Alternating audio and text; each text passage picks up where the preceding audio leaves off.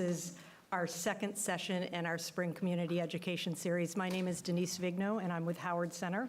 So thrilled to have this wonderful panel here with us tonight. In case you don't know, we're a mission-driven organization, and our focus is on mental health, substance use, and developmental services. It just so happens that this month is Mental Health Awareness Month. So just a shout out to that as we all think about taking care of our mental health and think about our family and friends. We're really, really pleased to have this wonderful, esteemed panel with us. My colleagues Beth Holden, Dan Hall, Dr. Heidi Melbestad, Dr. John Brooklyn, and from the University of Vermont Medical Center, Dr. Daniel Wolfson. So really great to have you with us tonight. You'll hear from all of them in just a few minutes. We do want to thank Dealer.com for hosting us once again. We're having a little problem here. Okay, let me just put that up a little bit. How's this? Is this a little better? Okay, great. Thanks to Dealer.com for hosting us again this evening. And to make our program more accessible, we want to thank Media Factory. You'll see them all around the room, and they're actually behind this wall as well, making this live stream available for our viewers at home. Our live stream does have captioning, and if anyone needs captioning in our live audience this evening, Paul here in the center, just raise your hand, can set you up with a laptop, so just let him know. Tonight's format is after our panelists make remarks, we'll have time for Q&A, and we'll ask the people here in this room to come right over here to the mic, and then Bridget will also manage any live stream questions from the chat. Let's see, we couldn't produce these events without the help of our supporters, and I want to thank Blue Cross Blue Shield of Vermont, and Hickok and Boardman Insurance Group, the Stotts Brocious Group at Morgan Stanley, the University of Vermont Medical Center, and Velco, Vermont Electric Power Company. So we're really grateful to have them with us. Just a few quick housekeeping notes. One of my colleagues just said the restroom floors are very slick, so if you do need to use the restroom, just please be very careful. It's a good time to put your cell phones on silence. And then just so you know, our arrangement with Dealer.com is we use the usher system, so if you do need to leave early or if you do need to use the restroom, we will help you navigate around this beautiful building. We'd also appreciate your feedback. There are forms in your folder, so if you could leave that at the front desk on your way out, that would be great. And for our live stream audience, we will send a link shortly after we end this evening. And so it's time to turn to our talk. It's my privilege to introduce my colleague and tonight's moderator, Beth Holden. Beth is our Chief Client Services Officer at Howard Center, a licensed clinical mental health counselor, and a licensed alcohol and drug counselor. She's worked as a clinician, a supervisor, and an administrator in the mental health and substance use fields for over 30 years. And she has a big job now. In her current role, she is responsible for overseeing all of the agency's client services. If you were here early enough, you can see that we touch about 19,000 people annually. It's a lot of people.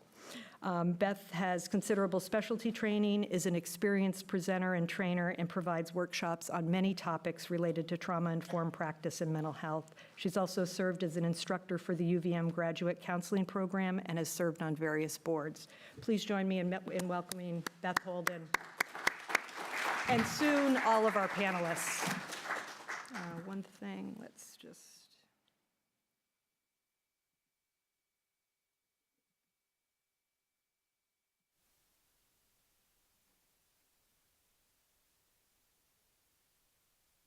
Thank you, Denise.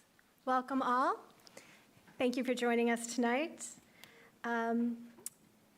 We are here for our community education series on substance abuse and our community. Tonight marks a moment in our continued journey towards understanding, compassion, and meaningful action.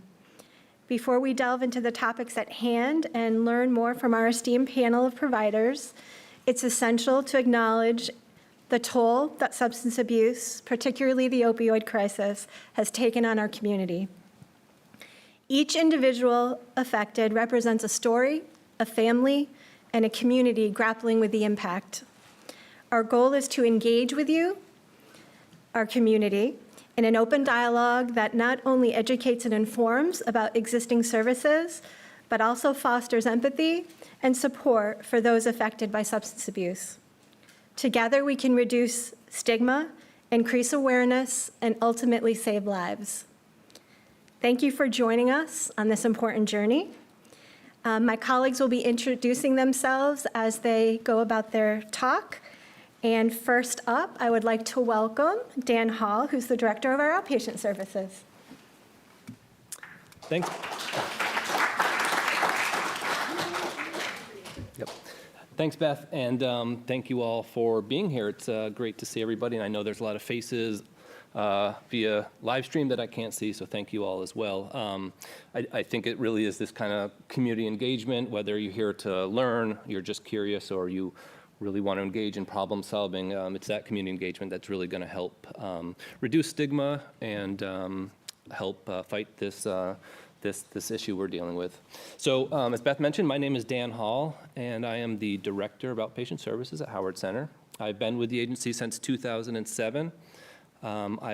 This has been really my professional career. I started as a clinician doing direct service for mental health and substance use work. I've worked in various roles within the outpatient department, various leadership roles, and now I'm the director. I'm going to talk in a bit about kind of all the services outpatient offers and the programs we offer, but really quick, outpatient services provides therapy services, medication services, Suboxone services, low barrier and harm reduction services, and we serve children's through adults in Franklin and Grand Isle County and Chittenden County. So yeah, thanks everyone for being here. I think I'll start by highlighting from my perspective what the kind of 5 key issues connected to substance use in the community are. And I'll start with what I think is first and foremost is really the toxicity and the potency of the current drug supply. Fentanyl and xylazine has replaced heroin and prescription drug use and resulted in, unfortunately, unprecedented number of overdoses, overdose fatalities, and just a significant other impacts on the community. So obviously the drug supply and how we as a treatment community approach treatment of these new substances is key.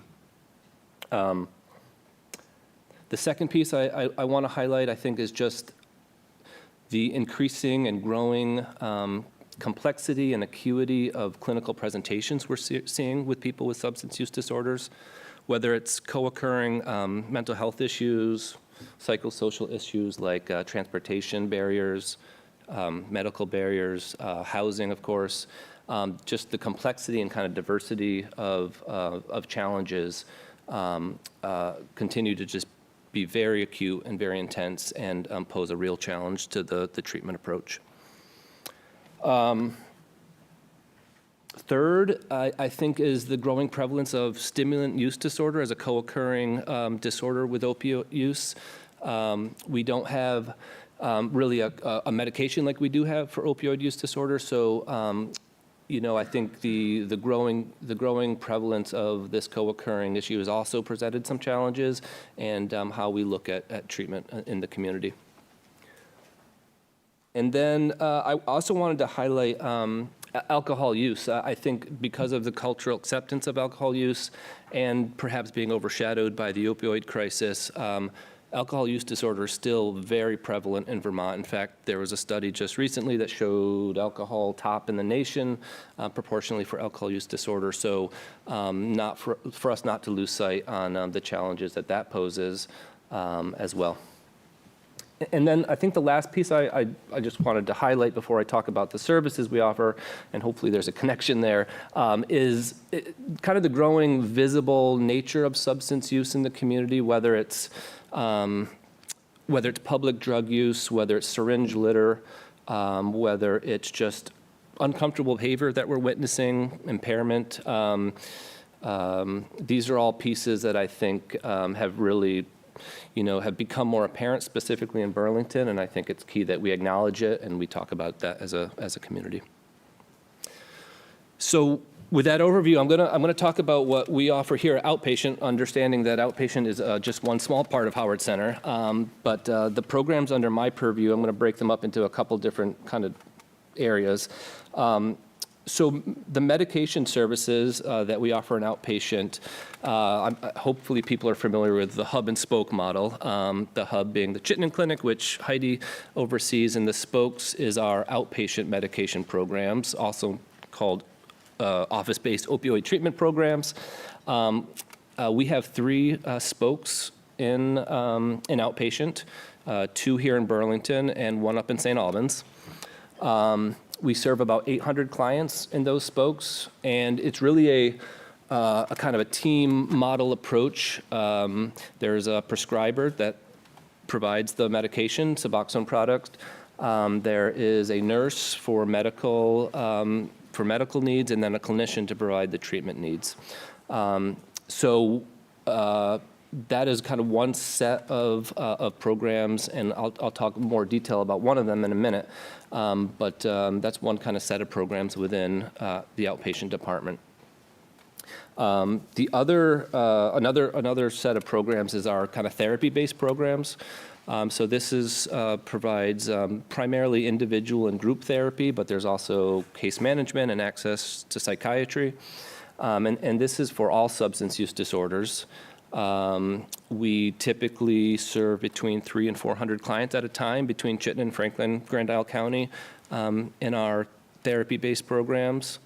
We're running anywhere between 12 and 15 outpatient groups, and the groups range from alcohol-specific treatment groups to stimulant use disorder groups to seeking safety and trauma-based groups, and really a whole host of others. We try to match the needs of the groups with current trends and what we're seeing and hearing from the community. We also run an intensive outpatient program that is defined as 9 hours of treatment a week. It's a higher level of care than outpatient, but not a residential level of care. And we have 3 different sections of that across 2 counties. I wanted to talk about our criminal justice program. So for a lot of clients, their first kind of touch point, their first intersection with treatment access is when they somehow become involved in the criminal justice program or the criminal justice system. And so we've worked really hard at developing a lot of relationships with the criminal justice system and embedding clinicians where they intersect. So we have informal and formal partnerships with state and federal probation, and we run 5 different treatment courts. So this is for clients whose crime is really a result of a mental health or substance use disorder. They can enter a treatment court and have access to a full team that includes lawyers, judges, probation officers, clinicians, and case managers. And that team really supports that person through the treatment court process, which typically takes about a year. There's incentives for being in the treatment program or for the court program. And upon successful graduation, usually the charges are dismissed or greatly reduced. So it's a great program and really offers a great opportunity for those involved. Also within our criminal justice programs is the Impaired Driver Rehabilitation Program, IDRP. This is for clients who have an impaired driving offense and would like to reinstate their license. It's a 12 to 15-hour educational course, and sometimes combined with a treatment episode. The last set of programs I want to talk about is our low barrier and harm reduction services. I think we all have, in the treatment community, have learned that really the key to accessing and engaging and retaining clients in treatment is to reduce as many barriers as possible. And safe recovery is, I think, kind of the embodiment of that philosophy. Safe Recovery is 45 Clark Street, and it's really 2 programs in one. On the ground floor, we have our syringe exchange program. That program is a team of case managers that provide clean syringes to the community, Narcan for overdose prevention, fentanyl and xylazine testing strips, wound care kits, vaccine clinics, and then case management to help clients connect to community resources and treatment if needed. On the top floor of Safe Recovery is one of the 3 spokes medication programs that I talked about earlier. And embedding a treatment program with the exchange was very intentional. We wanted the option, the accessibility of a client who might be accessing the exchange for years. When they're ready for treatment, when they are ready to get on Suboxone, it's as easy as walking up the stairs, getting a warm handoff, and accessing the medication treatment that day. The program at Safe Recovery consists of a provider, a nurse, and a clinician, and works with clients really through anything. Also out of Safe Recovery we have a contingency management program. Contingency management is a evidence-based practice we use it, and it really has become kind of the gold standard for stimulant use disorder treatment. And so we partner with UVMC on this, and clients who are in our opioid program can and have a stimulant use disorder can participate in this. They receive incentives for progress in treatment, engagement, clean drug screens, and can earn over $1,000 throughout the course of this CM, or contingency management program. So I think that's kind of like an overview of outpatient. Again, one small part of Howard Center, but that's an overview, and happy to answer questions when it's time in the Q&A, but I'll pass it on to my colleague Heidi. Okay. Thanks, Dan. Or Denise, did you have? No, I just want to make sure all these are on.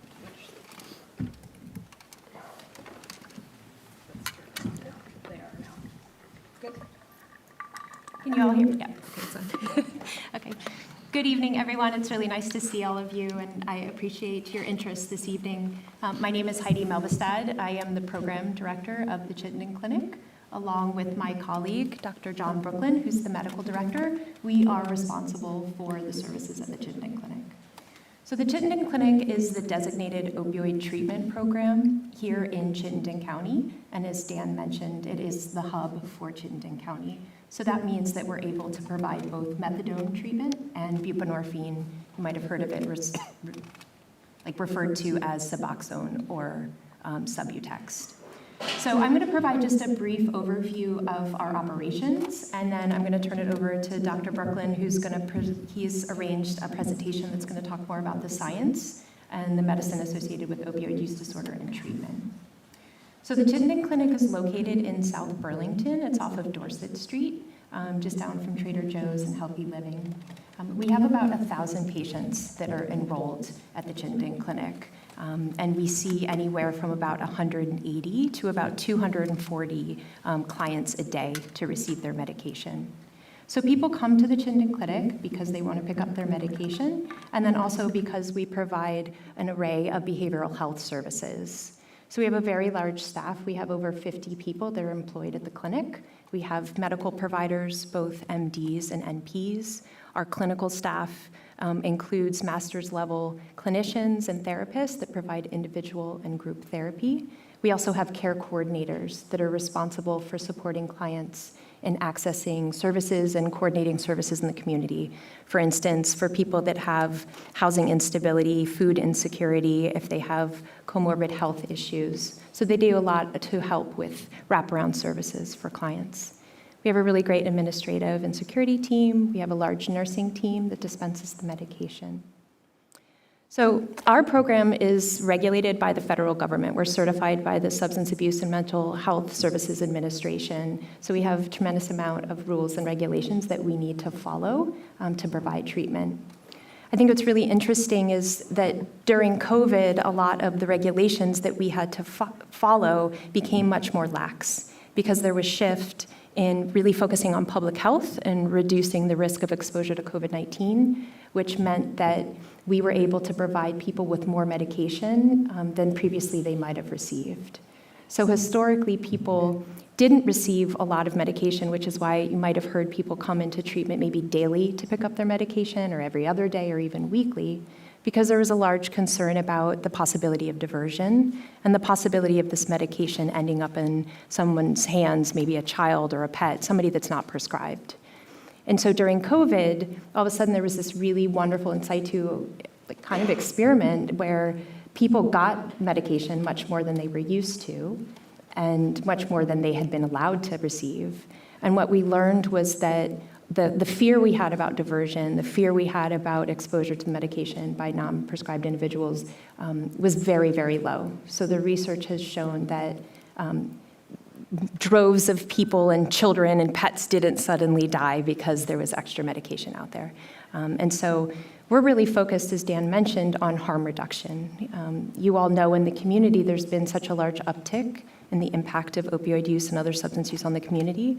We're really, really focused on how do we reduce barriers to treatment? How do we get more people into our treatment?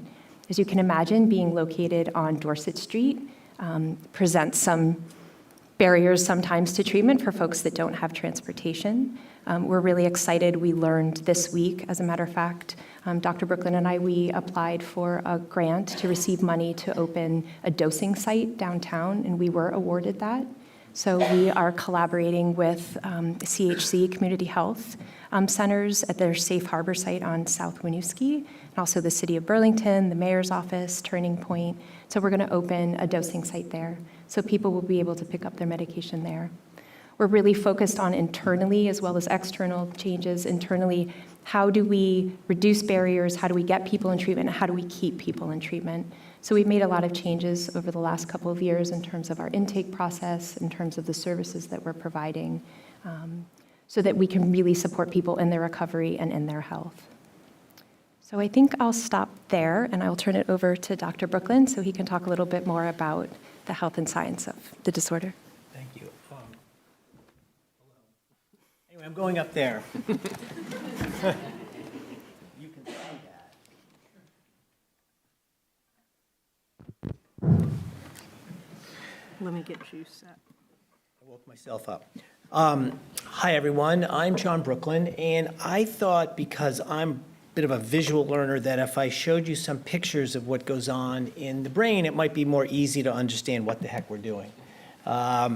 Because it is a little complicated, and I think it's helpful to see things. I gotta look way up here. Okay. So the first thing I think it's really important is that ask yourself, what are you doing here tonight? There are so many other things you could be doing. This is novel. This is new. Hopefully you came thinking you might learn something new, because our brains are hardwired for novelty. Our system is set up for us to get some kind of a reward for what we do. And the chemical that gets released in our brain is dopamine. This probably shouldn't be a surprise for anybody. However, dopamine is really the driving force behind much of what we do: seeking shelter, eating food, having sex, jumping out of airplanes, going skiing, doing drugs, you name it, it's all about dopamine. And so we also have these compulsive activities that people do that release dopamine. So gambling, shopping, soda, burgers, you name it, all those things can also give us a little squirt of dopamine. So when we think about this, there's two parts of the brain that get activated. One is, if you look at the blue area, the back blue bomb is an area where dopamine gets released, and it gets released to the forward blue dot. And when that happens, we feel something, we feel some kind of pleasurable effect from that. And because we feel that, we say, what did I just do? And what do I need to do it again? So it could be something that you purchased, it could be something that you saw, it could be something that you ingested, smoked, whatever, that caused you to get some kind of reinforcement and you felt good. So what happens in humans, and also in animals in many cases, if you keep doing that over and over again, you set up this pathway in your brain called behavior, and you do it often enough, especially when it comes to drugs, we'll talk about that in a minute, your brain gets used to it. And so you become somewhat dependent on the activity. Now, one could argue, I'm dependent on work. I like to go. I go every day. Maybe I'm addicted to work. I don't know if that's true, but the fact remains that oftentimes we do things over and over again because we like it. The problem is that we also have this counter activity in the brain, which is called negative reinforcement. So if you do something often enough and then you can't do it, the brain is like, hey, what happened? Why? What's going on here? And you begin to release these counter signals that make you feel poorly enough that you say, I better do it again. So this idea of this back and forth of pleasure, reward, and not getting that is often what drives people to continue to do these things that give them pleasure. So the word addiction, I don't think anybody's mentioned it. because we don't use it a lot, because it's not PC anymore. I don't know why, but it's not. So the word is use disorder, compulsive, but in a way, the word addiction still sticks, and it's really compulsive use despite the consequences. So if you're really having difficulty, that's when you kind of get into our world. So with opiate use disorder, and again, it's not opiate addiction, it's use disorder, there's this interplay of all these different signals that happen in the brain that cause people, in many cases, to continue to use opioids because of the changes that occur.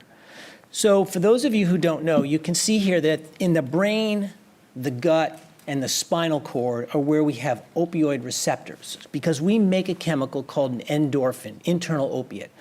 So when we do something pleasurable, oftentimes we release endorphins, which then causes us to release dopamine. So endorphins are critical, meaning that if something is stronger than an endorphin, like an opiate, like a Percocet or some heroin or some fentanyl, it overwhelms the system that we have internally so that we begin to use it. It's very, very potent. It kind of takes over our natural system. And so when people use opioids, they often feel a euphoric effect, a mental effect, but they also get relief from pain because of the receptors in the spinal cord. And they also, in many cases, traditionally, throughout centuries, when opium was used, it was often used to treat disorders of the gastrointestinal tract. So because of where these are located, it kind of points us to some of the things that can happen.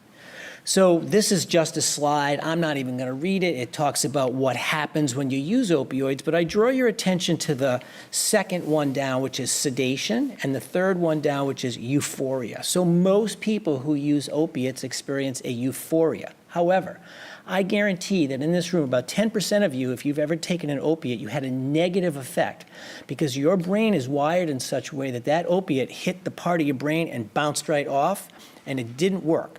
So there are people who get zero euphoria from using opioids. They might take them for pain and feel better, but they feel no high, and you're like, what's the big deal? But for other people, the first time they take one of those opioid pills will be the last time they ever don't take them because they felt so euphoric, they liked it so much, they kept doing it, that it's a potentially lifelong affliction. The decreased respiration is why people have an overdose when they use opiates. So if someone takes too much, they don't know the potency, it slows their breathing down, stops their breathing, and we have drugs to fix that. And Dan's going to talk about those in a minute.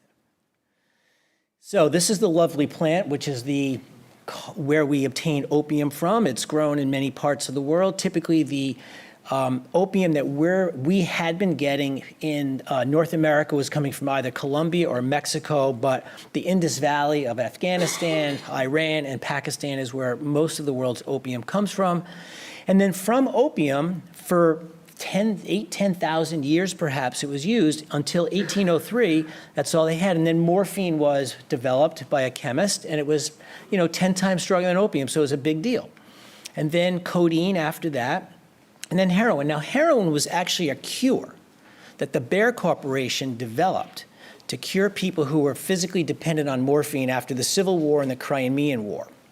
So if you had your arm sawed off or you had bad injuries, you were given morphine for many years, and people became physically dependent on it. So the Bayer Corporation advertised this as a great little monograph. I don't have it, with aspirin, which they developed, and heroin. They actually developed this chemical process for making things a certain way. And anyway, heroin was marketed for medicinal use, and for a while it was pretty effective, and people took it orally, but then some enterprising folks found if they used it with a needle, hypodermic needle, which you could get in the Sears and Roebuck catalog, by the way, back in the 1880s, and injected it, they got quite euphoric because heroin gets into the brain within 10 seconds of being injected. It's very, very easy for it to get in the brain.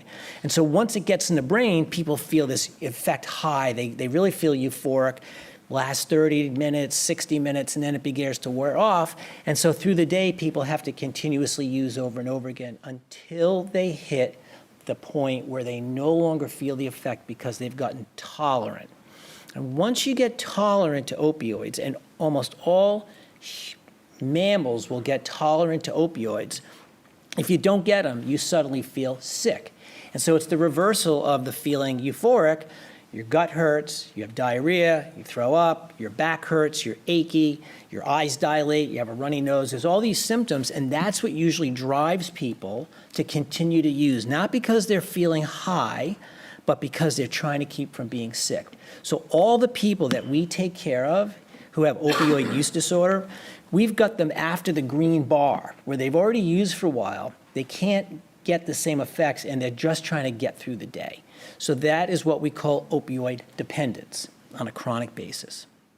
Okay, so we went from poppy to morphine to codeine to heroin, and then welcome to the heroin of the 1990s, which is oxycodone, a very popular drug. Vermont was hit pretty hard by the opioid epidemic, so to speak. There was a lot of prescribing of it. And once those opioids went away, once we started to curb our enthusiasm for prescribing opioids, the markets to south of us became interested in providing us with fake pills pressed from fentanyl. Now, fentanyl, which you've all heard, if you look at that penny, the amount of fentanyl, wait a minute, back up for a minute.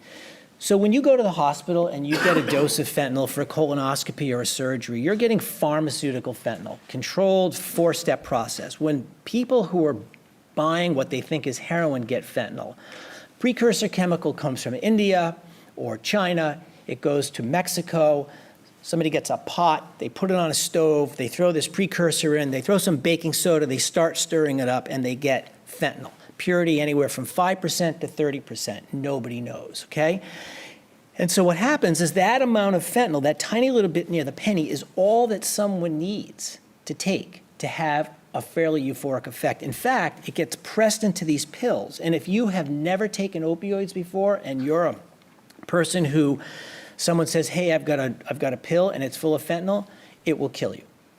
So the problem that we have now in the fentanyl era is that one pill can kill, especially if you're not physically dependent. People who are physically dependent, they can use, but also, as I mentioned, that purity varies so much that one amount that you thought you were using in the past could now be fatal. So we're really up against a major epidemic. In fact, some people pine for the good old days when they could buy heroin, or the good old days where they could sniff or use oxycodone. Those days are gone because the amount of fentanyl that it takes to get into the US is so small that instead of bringing in heroin, you can bring in small amounts of fentanyl. The other thing about fentanyl pills is that the cartels have now made them look like candy or Skittles because they'll color them. And so people can walk into come into the US, not walk into the US, can come into the US with bags of what look like candy or pills, and they're really fentanyl pills, and that's often how much of it's getting smuggled in, especially the southern part of the United States, although we're still seeing powders mostly. So we're all up against this. So let's fast forward. So the potency of fentanyl is 100 times the potency of morphine. All right. So that's my story about the fentanyl. And then this. So xylazine. Dan, you mentioned xylazine. Xylazine, and Dan, you're going to talk about it maybe a little bit. Xylazine's an animal, is a sedative that you give to large animals. So if you want to put a horse to sleep to operate on the horse, and you don't want to use a lot of opiates, you give them xylazine. Xylazine is a sedative. It makes the horse go night-night for the surgery, and you give a little bit of opiates to top it off. Why would that be added to opiates? Why would anybody want to add that? Well, when you use fentanyl, you get sedated. It's not an opioid. And the bad side of this, from the medical side, is that when people use fentanyl intravenously, it causes the blood vessels in the body to constrict to the point where they suddenly get wounds on their skin, independent of where they inject it. So if you've been hearing a lot about xylazine, people overdose from it because it really sedates them and you can't reverse it with Narcan because it's not a opioid, and it also causes significant harm. And I think last year, 2022 and 2023, UVM was just blistered with patients getting admitted. We see a lot of it. We think it's tailing off a little bit. I don't know what you think about this because there's less of it in the supply, but it is a significant added comorbidity that we have to deal with in addition to treating people's opiate dependence. There are people who are actually withdrawing from xylazine, and we have no treatment for that. So it's kind of a double whammy. So And this is actually a stat from 2022 showing just the increase in the overdose deaths, how many had xylazine. All right, so I'm just going to talk about treatment, and then I'll be done. So treatment. So we know that treating people with opiate use disorder, and I'm a primary care doctor, is probably similar in efficacy as taking care of other chronic diseases. I take care of a lot of people with diabetes, heart disease, asthma, and folks who I take care of who have opiate use disorder sometimes are even more compliant than folks who have these other conditions. So what this means is that in terms of taking care of people who have opiate use disorder, it's really in some ways a chronic situation that we as doctors can take care of. You don't need some specialty program necessarily.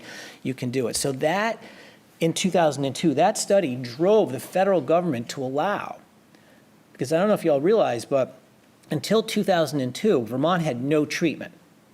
We had no Chittenden Clinic, we had no OBOTs, we had nothing. 2002, buprenorphine became available. The feds allowed doctors to prescribe it in their office, which happened to be the same time that the Chittenden Clinic opened, but methadone and buprenorphine came to Vermont at the same time. So the two drugs are different, but the same in many ways. So this just shows you the slide and how it does. So this is my fun slide of how it all works. So we have these receptors in our brain for opioids. We have three drugs. Methadone is a pure opioid, meaning it's like morphine, it's a pure opiate. It fits right in that opioid receptor. Then we have buprenorphine, which is in many ways a safer medicine because if you take too much of a pure opioid, as I mentioned earlier, you get that respiratory suppression, stops your breathing. People can take too much methadone, too much fentanyl. They can actually overdose and die. Buprenorphine has a ceiling effect. It still goes to the receptor, but you can take a lot of it and it doesn't suppress your breathing to the same extent. So in many ways, it's a safer option. However, it's not as, quote, powerful as methadone. So there are people who take buprenorphine, again, we've mentioned the name Suboxone, Subutex, and it's not enough for them. So they then need to get onto methadone because methadone you can keep going up on the dose to treat their dependence. Now, Trexone is a great drug for alcohol use, and it works because you can block, when you drink alcohol, you actually release opiates in your brain. It can block that. In Vermont, I think out of the 10,000 people that are on either methadone or buprenorphine, I think there's like 10 people on naltrexone for opiate use disorder. It's just not anything that is super effective, at least in our population. So we also try not to use the word detox because if this is a chronic condition, you can send somebody to a facility for a period of time. You can put them in jail. You can put them in a space capsule and send them to the moon. But when they come back, they're still going to have a risk of return to use. So we really don't necessarily try to detox people. We try to maintain them on medicine so their brain stabilizes. And it takes about 6 months for your brain to stabilize after your last use. This is just a slide showing that the most effective treatment is MOUD treatment, which is medication for opiate use disorder with buprenorphine or methadone, is the most likely for people to be retained and to be alive a year later when they compare it to things like no treatment or going to just counseling or going to rehab, something of that sort. That's not to negate those things, but the most effective is when you do a medication first and then add the other things on top of it. Okay. So as I mentioned, methadone's a full agonist. A couple things, as Heidi mentioned, highly regulated because methadone can be tricky. The dosing of it can be tricky in the sense that you have to dose somebody on a regular basis and make sure that their dose is stable before you send them out with doses. It can cause people's breathing to go down, and in rare cases, it can affect the heart, but we kind of know how to deal with that. Methadone's the strongest of the three opioids. For pain, it usually comes in a pill form, and you can get that prescribed by any doctor in the United States for pain. But for opiate use disorder, you have to go to a specialized clinic, at least in the United States. Other countries, doctors can prescribe it for opiate use disorder. The US, you get it. Typically, it's a liquid. Ours is blue. Other people, it's red. But you go every day, you take a drink. It's about 50 cents for a dose a day. So 50 cents a day, imagine, I think the newspaper's more than that now. The amount of time that it takes people to come to the clinic for 50 cents worth of methadone, you have to think, what are we putting people through in order for them to get their dose? Yes, it has some lethality associated with it, but the cost of the medication is inexpensive. The cost of delivering the service is what makes it expensive. And it can take up to 6 months, as I mentioned, for people to get stable. So when people are using heroin all the time, and this was a heroin slide, and they take methadone, suddenly they feel they're kind of stable. Their brain gets this dose, they feel well, they're not using, and they keep on going ad infinitum. I've met people who've been on methadone for 40 years, but if it's a chronic disease, some people need to be on it that long. And we have people at the Chittenden Clinic who joined us in 2002, who transferred from another clinic, and I think we have somebody who's been 25 years now at our program who's been on methadone. As mentioned, we have problems with, the time the clinic opens. We open early in the morning, we close in the morning, you have to get there. There's some documentation involved, but people stay in treatment longer when they're on methadone compared to buprenorphine. That's kind of a statistic that goes on and on and on. That doesn't mean that buprenorphine is ineffective, it's just that some people need methadone and stay in methadone treatment longer than they do buprenorphine. But again, I have somebody who's been on buprenorphine for 22 years also, so it really depends on the individual. Okay, it comes in different formulations. It comes in these films. You may have seen these littering the city of Burlington because people take it and they throw the wrapper away just like they would throw the Coke can away. So this is what it looks like. There's 4 different strengths. It also comes in a pill. You have to dissolve it under your tongue for 5 full minutes for the medicine to get into your body. You can't swallow it, so it's a process that people have to go through every day. There's now an injection that we can give people monthly, and we do that at the clinic. You do it at the Spokes, where you take a shot of buprenorphine once a month. It lasts 28 days, and then you come and get another one. It's a great option for many people who get tired of taking medicine or were concerned about their ability to keep their doses safe. Here's a slide just showing that when you try to detox somebody off of buprenorphine, you have a 20% mortality rate compared to not. And then the other thing to mention, and I think I'm almost done here, is that because of fentanyl, now all these studies were done with heroin, because of fentanyl, now, in people who are using fentanyl, because it's a slightly different opioid, it gets in the brain very quickly, but it builds up in the fat cells of your body and can be there for weeks. When we give people buprenorphine now, if we're starting them, we can often cause what's called precipitated withdrawal. So we put people into withdrawal by mistake. So there are many people who've been in Dan's program who relapse and they can't get back on buprenorphine. So we then have to bring them to the Chittenden Clinic and give them methadone because the methadone won't precipitate withdrawal. So we're seeing a shift in many cases of people who are long-term stable on buprenorphine returning to use. When it was heroin, they could get back on buprenorphine pretty easily, but now that it's fentanyl, they have to go on to methadone. So we're really facing that as a system. And then we've talked about this. Naltrexone I mentioned, and that's it.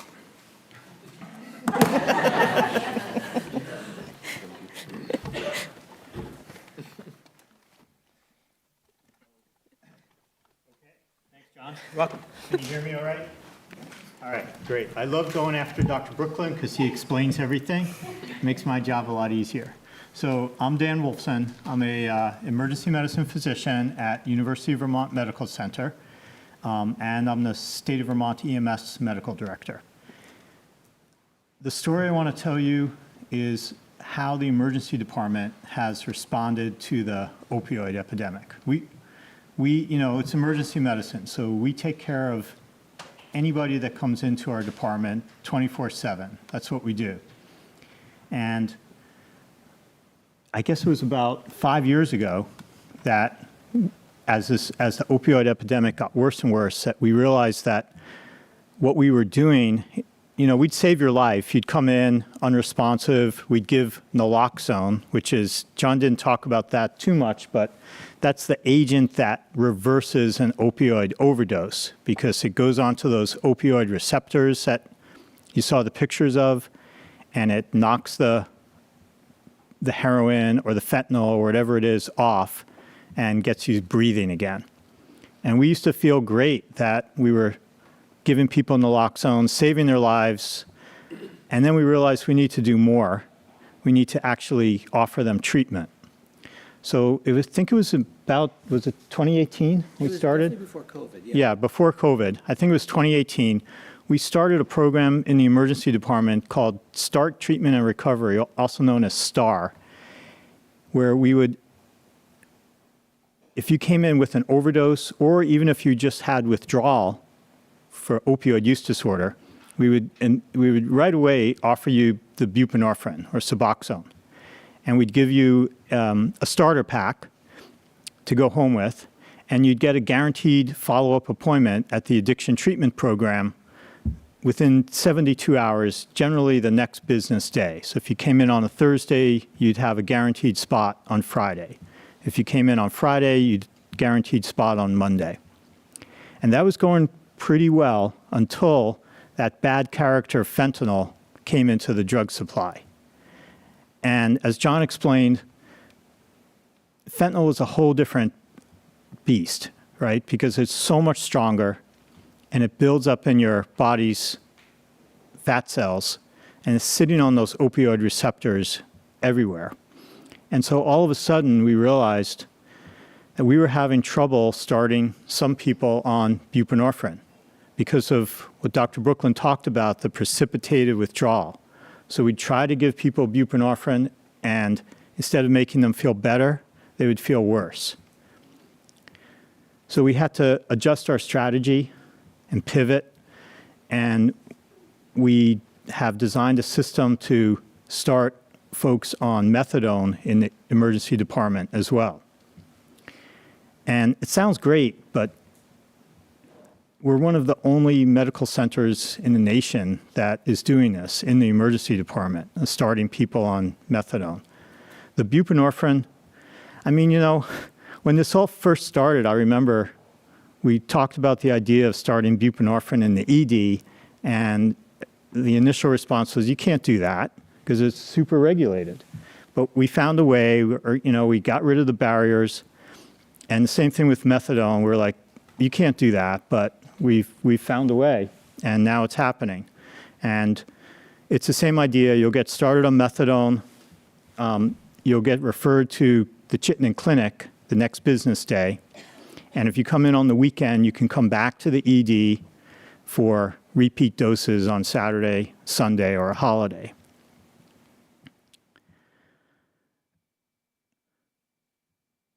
So our experience with this opioid crisis has just been one of trying to stay one step ahead of it, innovate. Right now, we're working on some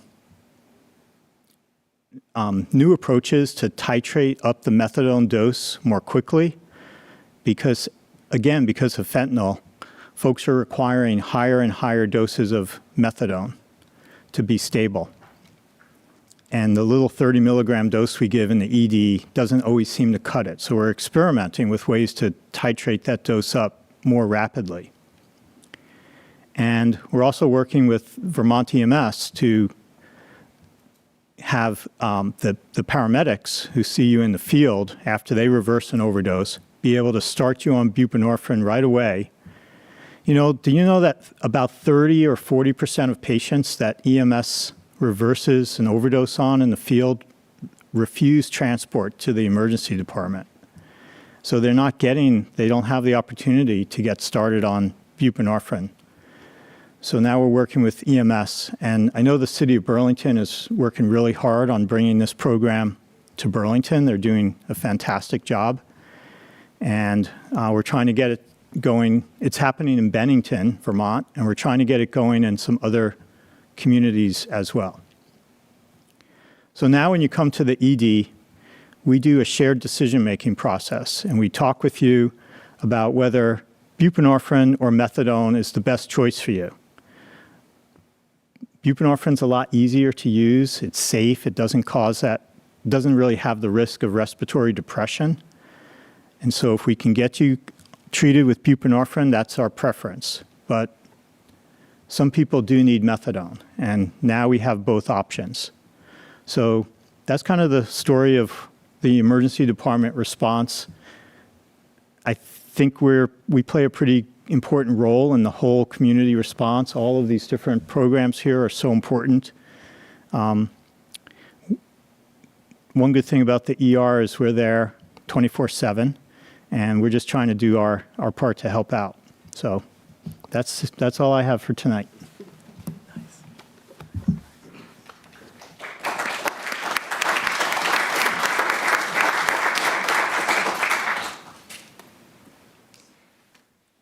Thank you all. I welcome you now to please ask questions. I would invite you to come to our mic. We also have some online questions too, but let's start with our audience first.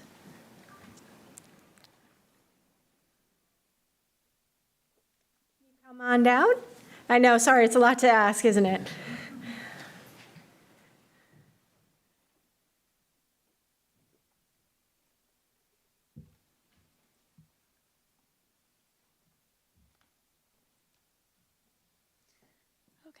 Hi, it's a little, hi. Sorry, thank you. Hi, my name is Nora. Thank you so much for presenting tonight. I have so many questions. I'm currently getting my master's at UVM in social work and have such a strong interest in this topic, but I'll only go with one question, and it is, with fentanyl and xylazine, with both being so deadly, I'm just confused about the purpose of the introduction into the supply. I mean, perhaps I'm wrong in my assumption, but I would think you wouldn't want to potentially kill your consumers, you know, just from a money aspect. Not that, you know, that's that great that we're just potentially seeing each other as dollar signs, but what is the purpose? Or like, how did it just come about, if that makes sense?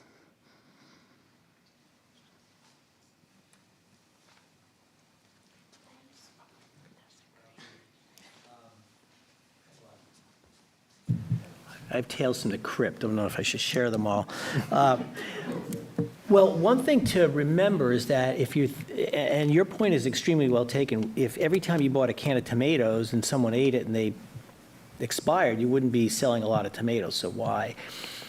I don't know what goes into the minds of folks. I will say from what patients have told me that some people really like the added effect of the xylazine because it's very sedating. It makes you feel groggy. It makes you feel sedated. And there are some people, there have been some instances where people have been buying powder that had nothing but xylazine in it. So I think, in fact, we were sharing earlier that there was a patient who had just gotten out of jail. I saw him in October, and he says, oh, he said the two fellows who were selling what they called Philly Blue, which was blue powder, had just been arrested. And a lot of people in the fall time were really succumbing to xylazine overdoses, that he was told by the two people while he was in jail that it was nothing but Miracle Grow and xylazine. And that they were laughing because they couldn't believe how many people would buy it, thinking that it was, as they called it, dope. So I think there's always the novelty seeker, and then there's always the person who's going to try to meet that need. And I think it's probably the combination. And there are many people, when someone overdoses, they want that. They want to try that. They want that because they're seeking that thrill. But your point's extremely well taken. Why? I don't know if you can, which mic is Something it? to say about This one? that? Yeah. Can I just Both, add? okay. Please do. Can you hear me now? Add one thing. Okay, yes. So the xylazine, well, first of all, the why, I think it basically is because they're making $1, and that's all they care about. The xylazine is different. It causes profound sedation, and what we noticed in the emergency department is folks would come in, and even after we give them the Loxone, they'd start breathing again, but they'd still be unconscious for 6, 8, 12, 18 hours. And so that's the change. And what I've heard from patients who I've spoken to is some of them like the xylazine because it potentiates and extends the effect of using the fentanyl. So remember the chart Dr. Brooklyn showed, the up and down, feeling decent, feeling sick. Well, the xylazine makes it last a whole lot longer. So I think that's why people are sometimes seeking it out. I was going to also add, because it is so powerful that there's so many people that don't die from it, it expands their market. It doesn't matter how many people are dying. There's that many more people that want it because it is so, I guess the incorrect word now is addictive, but it is. So We certainly see that low-level drug dealers are selling it consistently, and many people survive, and it expands their market. So that's my theory, anyway, behind it. I'm here from Essex. My question is about what I see as a major barrier to viewing this as a health issue as opposed to a criminal one. We're struggling with our police chief in our town to educate the population to prevent. And I'm wondering if there's any way for you to work with our government, with the state, to set requirements for our police chiefs, our fire chiefs, and our EMS to require them to get educated on what this is and what it's about, because they're still stuck in the whole thing that hasn't worked for 50 years and just keeps getting increasingly worse. So I'm wondering where you guys are at, because I know in Essex, we did a lot of work to try to at least get the community outreach program started, which now our police chief embraces, right? Because it works, and it helps you guys because you're not experts in those areas, right? So we want people with expertise doing that kind of work. And how do we expand that into our public safety sector to understand this is a major health issue throughout the state and throughout the world? It's not just in Vermont. I see it everywhere. So we need your help to try to convince the people in charge, who actually take up a third of our budget. So I don't know how to get people to even understand in terms of, I as a mom, to talk out about it. A lot of people don't even want to speak about it because they're too embarrassed to let people know that you knew someone, or you knew someone that died, or you know someone who was actively using. So how do we stop that barrier? I want to eliminate that barrier as much as possible. Just really need your help. Thanks. I think each of our panelists have a comment about this one. Who would like to start? I'm happy. Heidi, thank you. Thank you very much for your comments. I think one place that we start is with what you're doing, which is that you are talking about it. And I think historically, communities that are perhaps further along in their sort of understanding, progression, and support of opioid use disorder and treatment started where maybe Essex is, or what you're talking about, right? That we know that initially there has been resistance to opioid treatment programs going into communities. Dr. Brooklyn can talk about what it was like to get the Chittenden Clinic in South Burlington. So, I always encourage people to do what you're doing, to just start talking about it amongst themselves. I think one thing that I love about Vermont is the relationships that we all have, how close we are to our legislators. And so I think, I'd be happy to talk to people if you have a city council, to talk to your police department. We work really closely and continue to build relationships with the Burlington Police Department and the fire department. So I think it's about the collaboration. It's the community approach. And to me, that's where we start, and we sort of help each other along.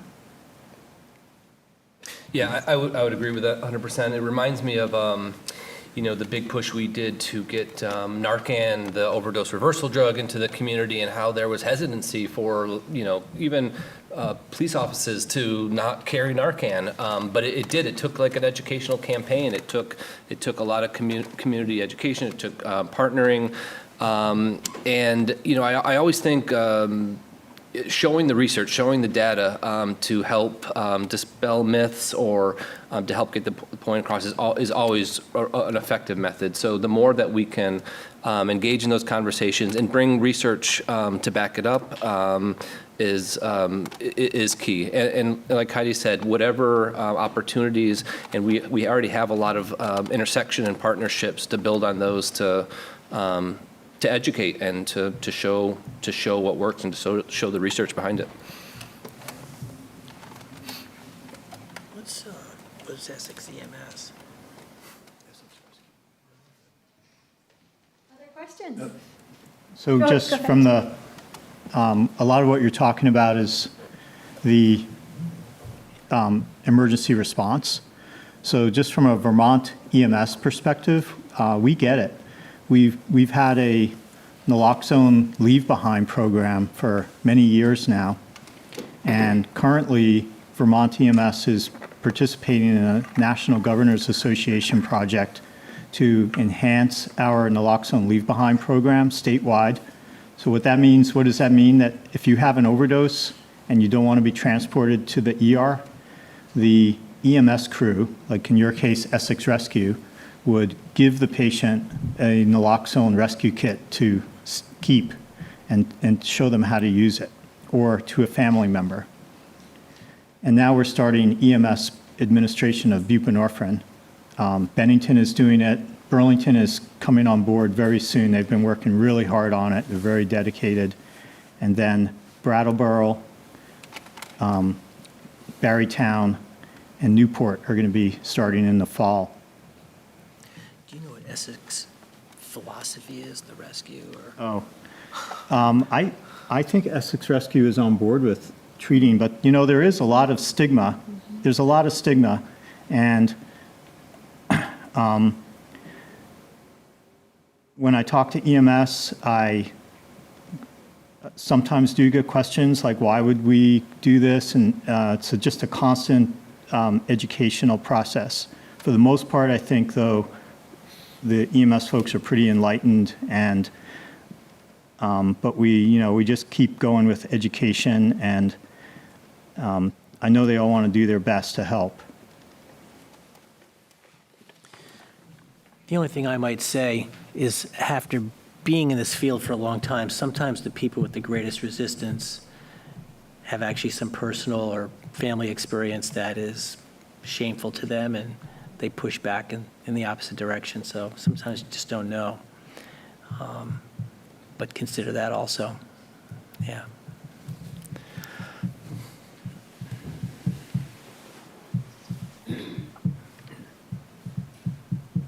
Hello, everybody.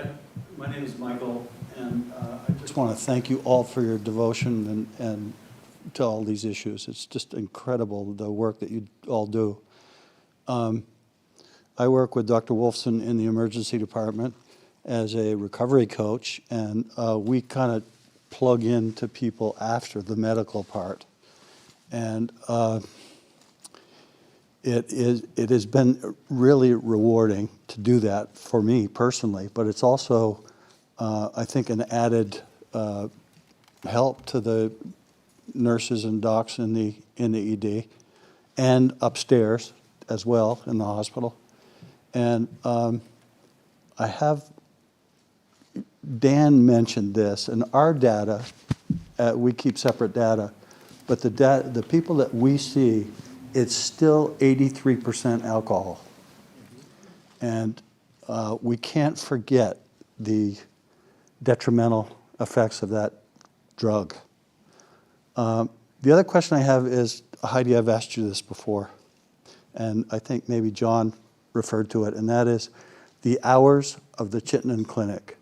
I hear all the time from patients, I can't get there. You know, it's not the bus part, it's the getting up in the morning and getting there that early. Mm-hmm. And I just ask, can you explain that? So what Michael's referring to, so at the Chittenden Clinic, we are open starting at 6 a.m. and we provide medication until 11 a.m. in the morning, and folks come in to pick up their medication, and then they can also meet with our clinical staff or other support staff. And we're on-site staff, there are staff there through about 5 o'clock.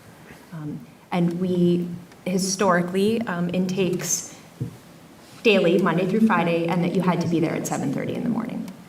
And so what we've tried to do over the last year, and I mentioned this a little earlier, is looking at our intake process and looking at ways that we can reduce the barriers to treatment. So what we've started doing is we created an intake team. We now have an intake coordinator, and we're looking at the time of the walk-in intake process. So we're starting to expand that.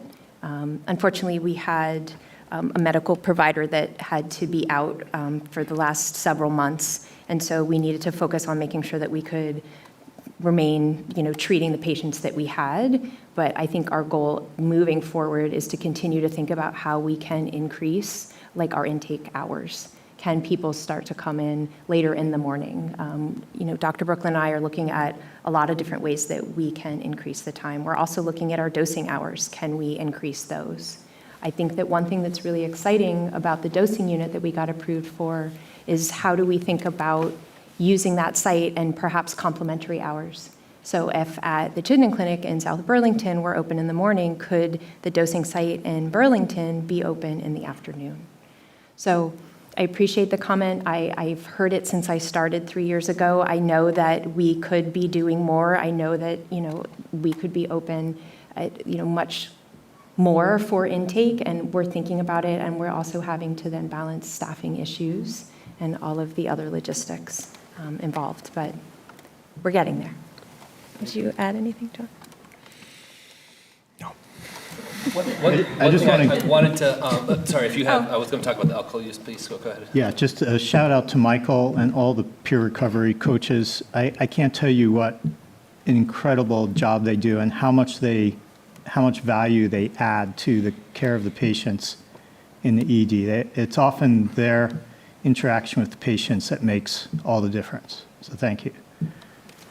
I would agree, and I would also, along those lines, give a shout out to Dr. Wolfson and the STAR program. That has been an extraordinary resource for us, certainly with the buprenorphine, but more recently with that methadone access. So what that allows us to do is if someone is calling in the afternoon or they can't get in, there's an issue, we're able to help support them in getting to the UVMMC ED, and they're able to start there. And Dr. Wolfson's team has been fantastic in collaborating with us and helping people get back to the clinic then. So we have this really nice way to bridge to treatment, and that has been very significant over the last year. I just want to say one thing, though, the mechanics of it, really the deep mechanics, is that if someone is going to start methadone, the requirement is that they have to see a medical provider and be certified within 2 weeks of starting. So if they see someone in the ED and they get started on methadone, or they're seen at Safe Recovery and one of our providers wants them to start on methadone, they've already had that kind of induction so that they can then come to us and just dose. If they have never seen anybody, they have to come and see one of the providers. That's a federal regulation to be inducted onto methadone. So there's this mechanical part of it that's wonky. And because of the STAR program, we're getting more people in. But also, we want people to get relatively stable on their dose before we give them take-homes. In the old days, before COVID, you had to be in treatment for 2 years steady with no drug use to get a 1-month supply of methadone.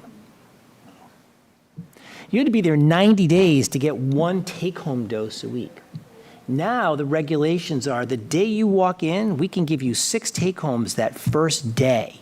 And if you've been there for a month, we can give you a month's supply. The regulations have completely changed. So to your point, if we get somebody who's started in the ED and they're on methadone and we bring them in and we have their dose go up relatively quickly, we can begin to give them take-homes so they're not beholden and having to come in all the time, because I think that answers that question about, God, I got to get up and I got to go to the clinic. It's 11 o'clock in the morning. So we're really trying to add that take-home piece to people because we're getting them started sooner in different venues. So we hope that helps. Yeah, well, one thing I wanted to just mention regarding alcohol use disorder, because we've talked a lot about medications for opioid use disorder. There are medications for alcohol use disorder. In fact, naltrexone, which Dr. Brooklyn talked about, has some good efficacy behind it. Because of what the drug is, you can actually enter an office-based opioid treatment program and get prescribed naltrexone and have access for alcohol use disorder and have access to that team of nurses and clinicians. So that's something we're trying to do in our outpatient spokes. Is if someone is presenting at the ED or presenting with alcohol use disorder primarily, is we can start them on naltrexone and they can have access to the clinical team and be part of that program. It's something we've just started and we need to do more advertising for, but there are naltrexone and other drugs to treat alcohol use disorder, which hasn't got as much talked about, but there is some good research behind. Can we give our audience a break for a second? Yes, all right. Thank you so much for this great presentation. I have a question from an audience member named Bert. Bert asks, what do you think of dispensing methadone at a pharmacy like any other medication?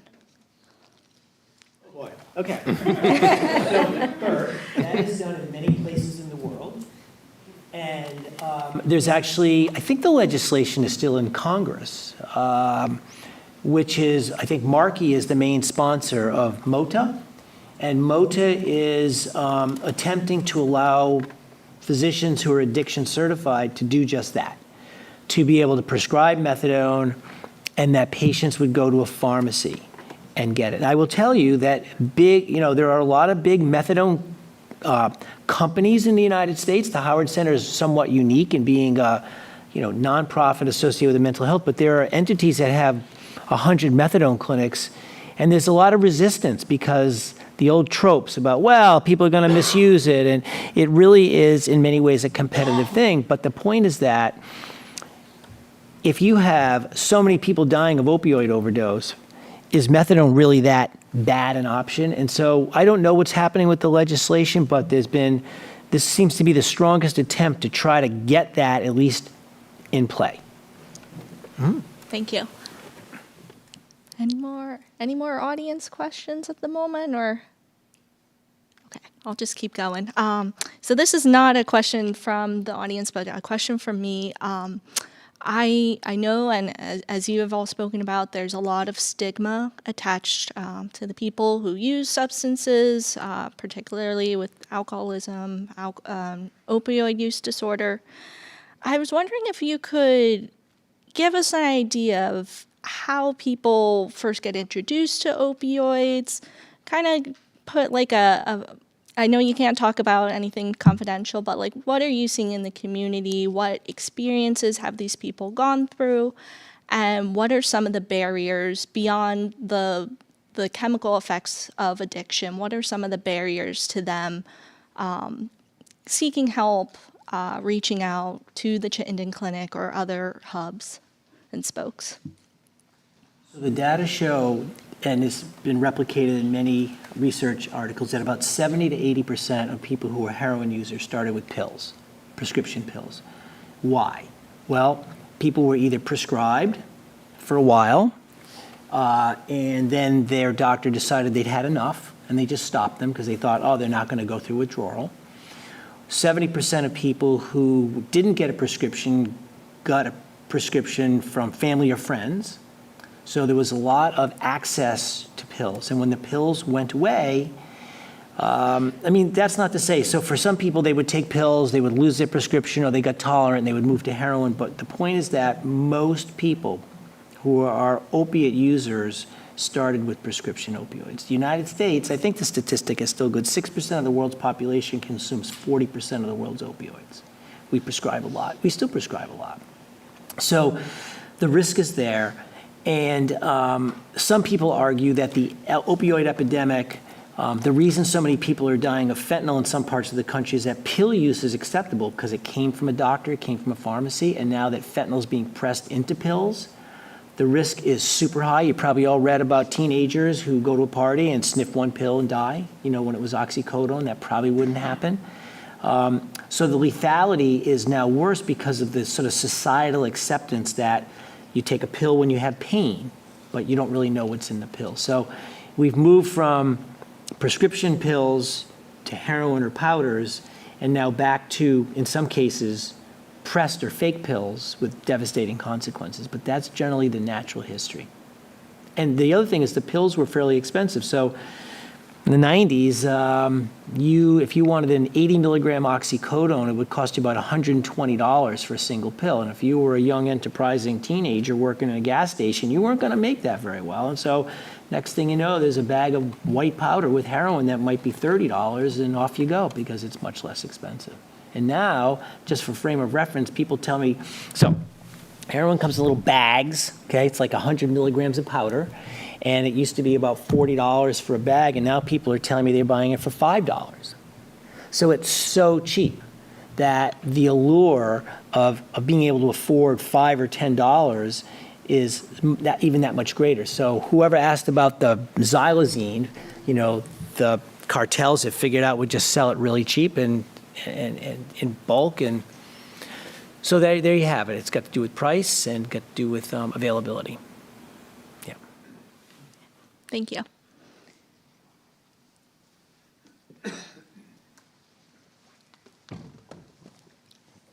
Hi, I'm Kira. I'm a neuroscience student at UVM, so this is a neurobiological question. Do you have any information about the underlying reason as to why some people develop a dependency more quickly or become more addicted more quickly than other individuals? And do you have any information about genetic research and identifying genetic reasons why people developed addiction more quickly? I knew someone was going to ask that question. So I mentioned those three kinds of receptors. So each of us has a separate genetic code for each of those different receptors. So your combination of the mu receptor, the delta receptor, and the kappa receptor is different than yours, is different than yours. Everybody's got a slightly different phenotype. So you don't really know. But we know from genetic studies that people who have a high amount of the mu opioid receptor are much more susceptible than not. However, if Dan or I decide to give someone pain medicine for an injury and they take it long enough, they're going to become physically dependent even if they didn't get a lot of euphoria. So when you stop that, someone's going to be sick. So it's not always about the euphoria. We do know that there are people who, because of the way their dopamine receptors are also genetically aligned, there's 5 different kinds of dopamine receptors, that some people have a lack of dopamine.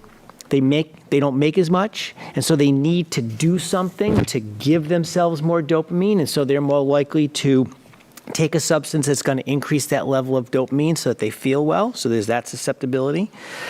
You have the whole thing about adverse childhood events, right? We can probably talk about that. Trauma, backstory, things that, when I showed you that slide of the negative reinforcement, a lot of people who've had negative experiences, when they take opioids, they feel better. When they use cocaine, when they use alcohol, they feel better.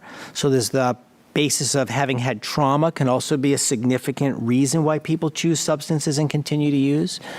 But in terms of being able to do a blood test and say, yes, you're susceptible, we're not there yet. Yeah. Thoughts? I would also add, thinking about epigenetics. So we think a lot about the impact of, in families, intergenerational use, intergenerational trauma, and how that increases risk for individuals. And like John mentioned, adverse childhood experiences, if a parent or a grandparent had that, and then what's going on in the home, and how that also has an impact on neurobiology and genetics and things.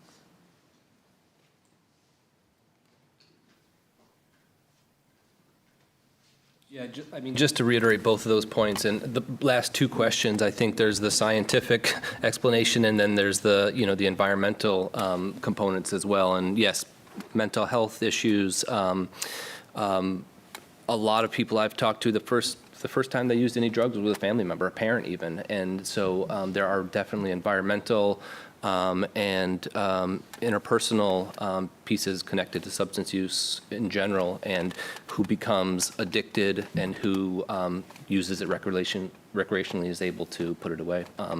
Those play a huge factor.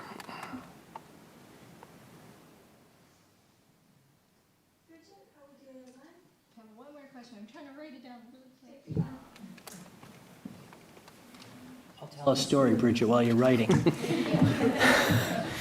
So anybody have any idea of the prevalence of opiate use disorder in Vermont? Like, we're talking about this, but these are just numbers. So we have, the thought is that in the United States, maybe there's about 1 million to 2 million individuals right now that are opioid dependent. And every year there's a study comes out, and I think Dan alluded to it, the National Household Survey of Drug Use. And so they estimate, sort of based on questionnaires, how many people proportionally have problems with opioids. And Vermont is currently listed, I think in the most recent NISDA data, as 1.2% of the adult population 18 to 64 has an opiate use disorder. However, we right now have about 2.5% of the adult population in Vermont is either on methadone or buprenorphine. There is no other state in the United States that's even close to that. So the treatment network, the hub and spoke network that we spoke about, has made access to treatment widespread of the state. The next place in the world with access like that is France, with 3% of its population, and then Iran, with 5% of their population. So you are sitting in a state where the access to treatment is profound and varied. Franklin County has about 4.5% of the adult population on either methadone or buprenorphine. And the estimate is that probably in New England, it's probably close to 4 to 4.5% of adults have opioid use disorder. So we have a lot of people in treatment. We don't have everybody in treatment. We have people come into treatment and drop out of treatment, but we have a lot of treatment here. And I think it's because if you look at the historical basis, Vermonters have always loved alcohol and opiates. There was a place in Enosburg Falls called the Spavin Company. Raise your hand if you ever heard of the Spavin Company. In 1870, it was the national leader in exporting morphine and alcohol elixir called the Green Mountain Tonic. And you would take it for anything that ailed you. And it was amazing how much of this, and the plant, the factory is not there anymore, but the building still is. Anyway, we have always had a lot of opiate use and alcohol use, and I think we're still seeing, and I don't know if it's generational or not, but we're still seeing the effects to this day, because there are other places in the U.S. where they don't have as much opiate use. They don't have as much alcohol use. There's something about something. I don't know what it is. It's in the water, but we have a high prevalence and we have a high treatment rate. So this question comes in from Zelda. Zelda asks, or says, municipalities in Vermont are receiving opioid settlement funds. How can these funds be best used at the municipal level? And then on another note, do you have any comments on the recent Overdose Prevention Center legislative vote that just got passed by the Senate?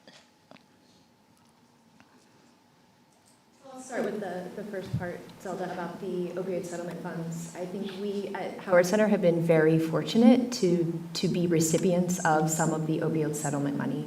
So some of the money that we have already received is going to outreach. So we have created positions where we are thinking about not just the people that are in treatment, but how do we interface with the people that aren't in treatment yet, but they want to be in treatment, right? Those are the people that we know that we're missing, right? So we are creating outreach positions. We're also using contingency management, as Dan mentioned earlier, as a way to incentivize certain behaviors. So whether that's participating in treatment, in the future, are we going to be incentivizing abstinence or other behaviors to help promote treatment? And then also the initiative that I just mentioned about the dosing-only site, that money is also opioid settlement money.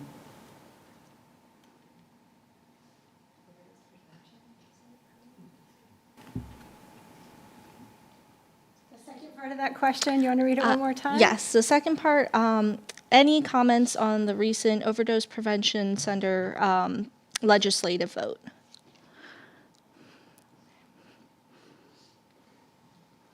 I mean, I don't have any specific comments on the vote. I think overdose prevention centers have been a discussion point for a long time, and there's, it's a pretty dichotomous issue. There's lots of folks on both sides. I think if anything we've learned from this crisis is that we need to be flexible, we need to be able to pivot, and we need to have multiple options available to clients during this crisis. And yes, I think overdose prevention centers is one of those options. It's not going to be the answer, but we need a multi-pronged approach to tackle this, and so that is one of the approaches. Thank you.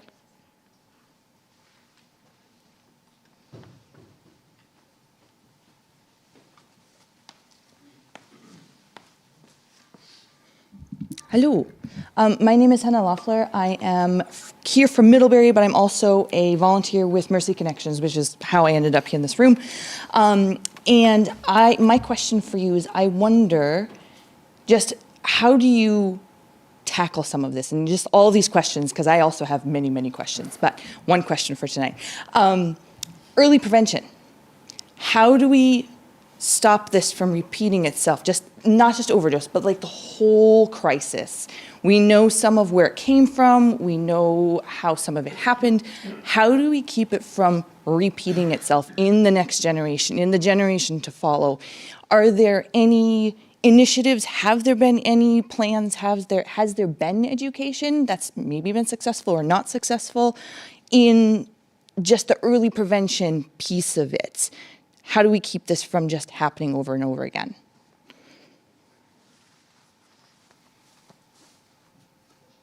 Look at me, I'm the ER.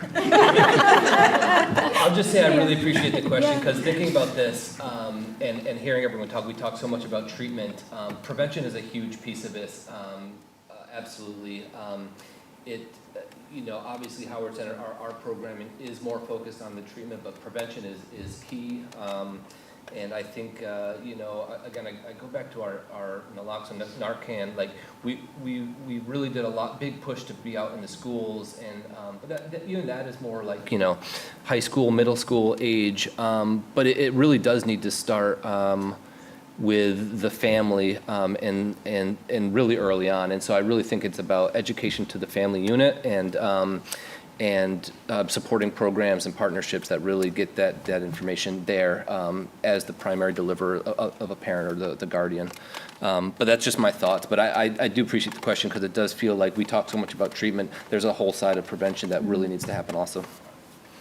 I think some of our other challenges are, though we have a pretty comprehensive children's services, where at our organization at Howard Center, we're in all the public schools. We support families wherever they're at, however they need to be met. We have great trauma services for families that need it.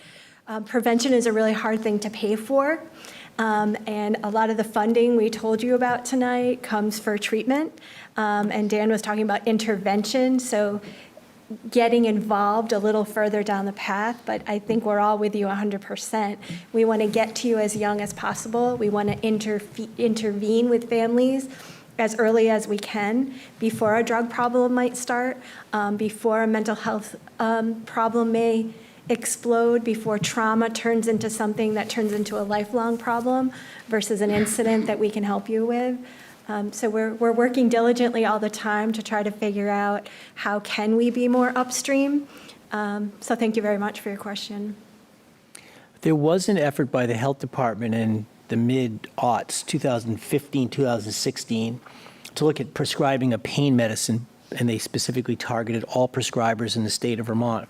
So regulations went into effect to reduce the amount of opiates that a doctor or nurse practitioner could prescribe at the initial visit. So all these rules went into place, and the health department has tracked that. There's been a significant reduction in opioids overall in the state being prescribed, which is, as I mentioned earlier, the initial often reason why people end up on opioids to begin with. So I think Department of Health in the mid 2015 recognized that that was a key part of prevention, is that if there are fewer opioids and people understand that if they get prescribed them what the risks are, that in turn reduce the overall amount of prescribing. And some people would argue that, with a treatment network as vast as it is, more people are in treatment, but less people are entering because there are fewer opioids to begin with being prescribed. So I think that's been, and I think the health department would say, a big success.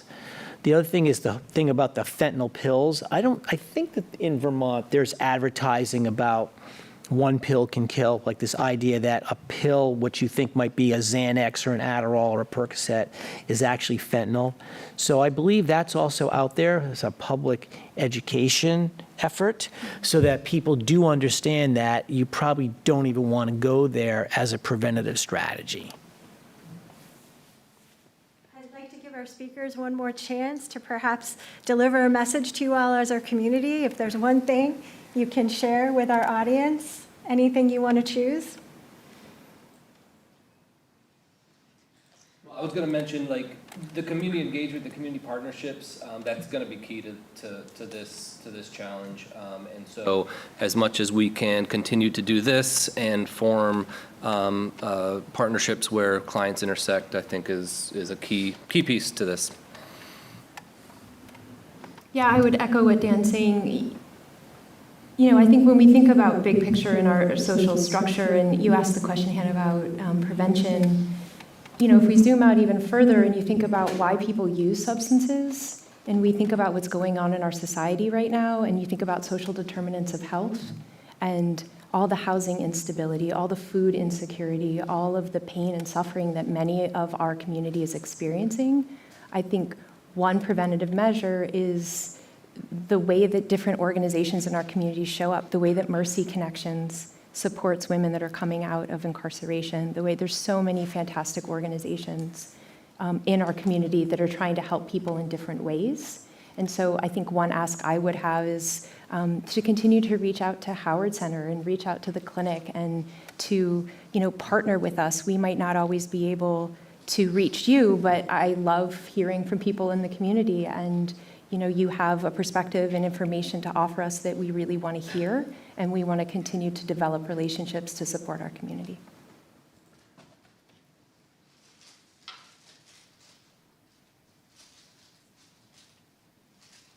Thank you very much for joining us tonight. That concludes our evening. We greatly appreciate your interest in this topic and your engagement, so thank you for coming.